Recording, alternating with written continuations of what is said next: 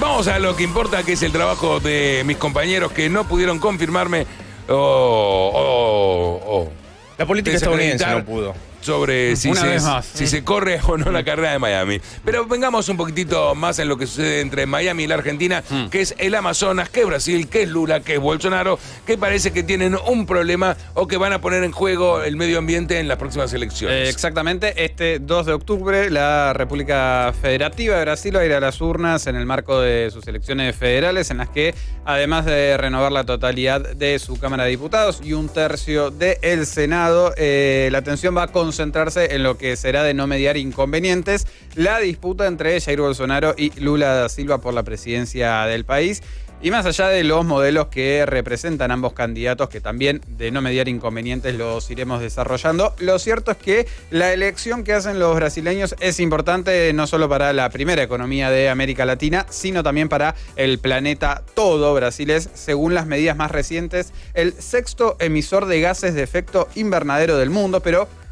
por fuera de este dato, lo más importante es por qué llegó a esta ubicación, lo cual en parte responde a que está talando buena parte del Amazonas, la selva tropical, como ya sabemos, más grande del planeta, a un ritmo que no se había hecho casi nunca en las últimas décadas. Hasta ahora, todo parecería indicar que Lula, quien ayer oficializó que va a ser candidato, lleva a la delantera sobre un Bolsonaro que está prácticamente viviendo adentro de un termo, porque no sé si se habrán enterado, pero hace mucho que no dice ninguna barbaridad, lo que significa que no está hablando, porque eso no iría de la mano, lo cual viene siendo también su principal capital político, como el de muchos presidentes, el tratar de tener un perfil lo más bajo posible cada vez que se acerca una elección. Una elección que probablemente esté marcada por el hambre, el desempleo, la inflación y el manejo de la pandemia. ¿Cambiaste de tema?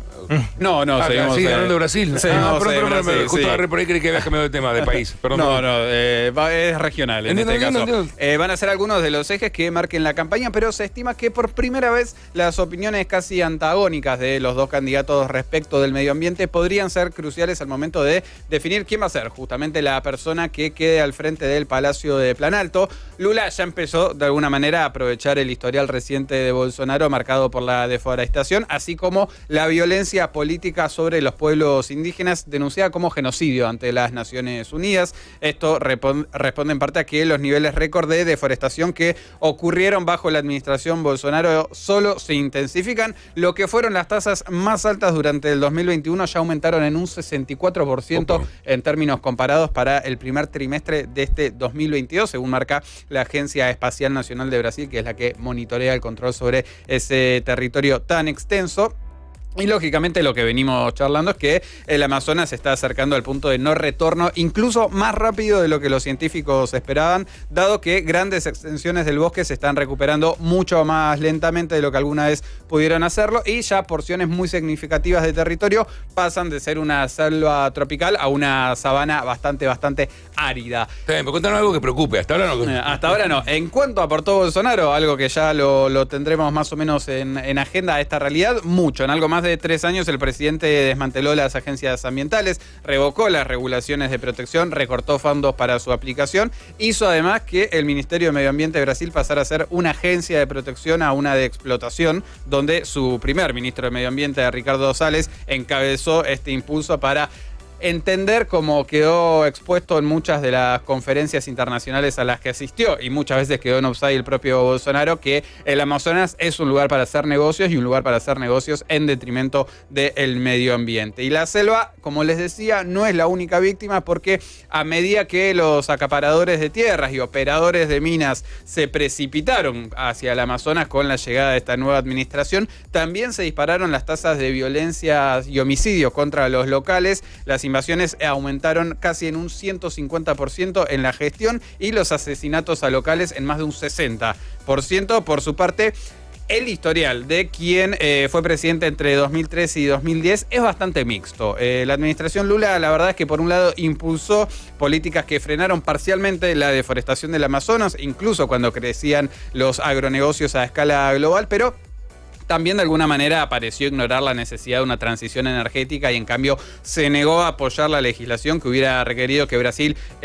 fuera a esta suerte de eliminación gradual de combustibles fósiles. El expresidente y hoy candidato Lula también enfrentó varias críticas de ambientalistas en su momento por priorizar Los ambientalistas no hacen nada más que criticar. Habría un mundo de evidencia para hacerlo. En este caso, por priorizar la economía por sobre la Amazonia. Fue su gobierno el que autorizó, por ejemplo, la represa de Belo Monte, un proyecto hidroeléctrico que avanzó a pesar de las críticas y denuncias contra los derechos humanos, también sobre las tribus locales. En términos comparados, la conclusión entre Bolsonaro y Da Silva obviamente que no admite muchas distancias en cuanto a que uno tiene una mayor prioridad y el otro es desde ya que un negacionista, pero va a quedar por verse qué tan ambicioso sea Lula transicionando de candidato a potencial presidente e incluso si gana la cintura legislativa que pueda llegar a construir en un país tan atomizado políticamente como Brasil, en el cual tenés que hacer una gran cantidad de concesiones para poder llegar incluso a la presidencia, ni que hablar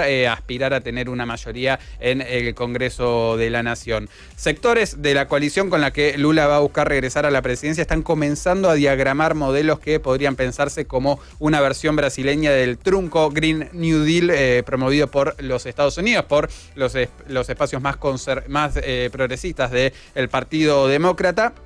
Y Lula, quien siempre ha mostrado, al menos desde lo discursivo, cierta conciencia de la posición global del país, probablemente vea la acción ambiental como una forma de recuperar ese prestigio perdido durante el paso de Bolsonaro. En el mientras tanto, es esperable que las tasas de deforestación sigan aumentando, al menos hasta 2023, sin importar esto el resultado de las elecciones, pero a los ojos del mundo y la de muchos brasileños, una derrota de Bolsonaro figura de momento como la única forma de darle a la selva amazónica en particular y al planeta en general al menos una nueva oportunidad para la supervivencia.